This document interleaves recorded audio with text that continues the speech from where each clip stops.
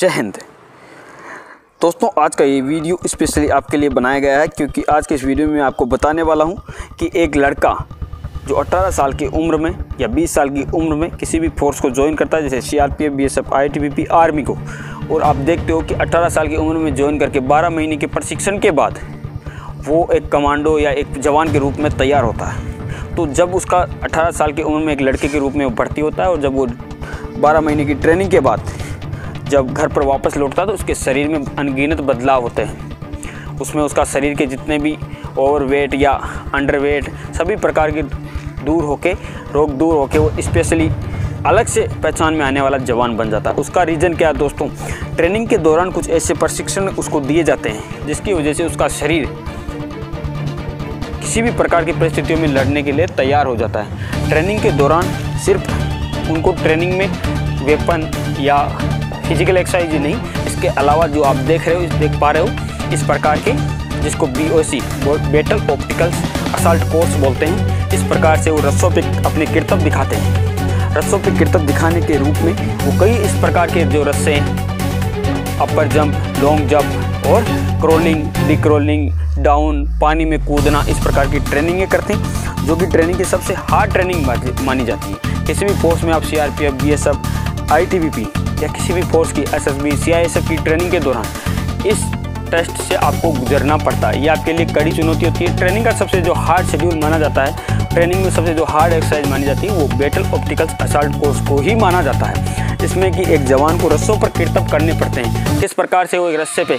Snake की तरह चलता है, दौड़ता है और एक जगह से दूसरी जगह से रस्से को मदद से जंप करता है। किस प्रकार से अपने कंधों पर 5 से 10 किलो का वेट लेके क्रॉलिंग करता है और ऊपर जंप या किसी भी प्रकार की एक्टिविटी करने के लिए तैयार होता है, अपनी वेपन को बचाते हुए, मतलब कम से कम छोटी से छोटी जगह में किस प्रकार से वो आगे बढ़ता है। तो ये इस प्रकार की चीज़ें सिखाई जाती है जिससे कि आने वाली वो भविष्य में आने वाली उसकी सर्विस के दौरान तकलीफ़ों से बच सके। कई बार जवानों को कई ऐसी जगहें होती है जहाँ पर सिर्फ रस्से की मदद से एक पार से दूसरी पार, आपने देखा होगा कि NDRF की जो फोर्स होती है वो NDRF की फोर्स कई बार ऐसी जगहों पे काम करती है जहाँ पर केवल एक रस्से की मदद से उनको पानी में से लोगों को बचाना होता है। हेलीकॉप्टर की मदद से नीचे उतर के जब पानी में से लोगों को उठा के फिर हेलीकॉप्टर की मदद से एक जगह से दूसरी जगह पे ले जाते हैं। तो दोस्तों, ये स्टेमिना ऐसे ही तैयार नहीं होता, इसके लिए बहुत ही कड़े परिश्रम होता है। इसीलिए उनको बैटल ऑप्टिकल्स असाल्ट कोर्स कराया जाता है। इसमें पास होने के लिए अलग अलग प्रकार की टाइमिंग होती है। उस टाइमिंग के दौरान पर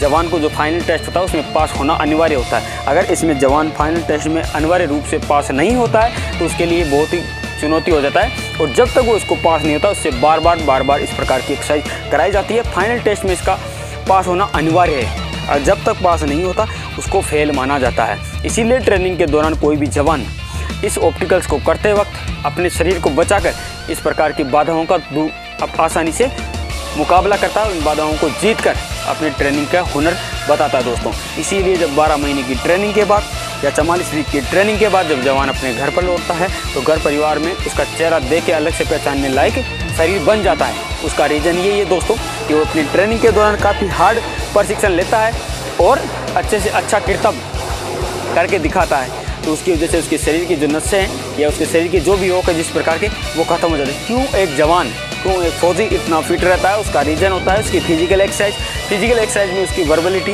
यानी अलग अलग प्रकार की जो फिजिकल एक्सरसाइज उनको कराई जाती है, उसी के कारण उसका फिजिकल फिट होता है दोस्तों।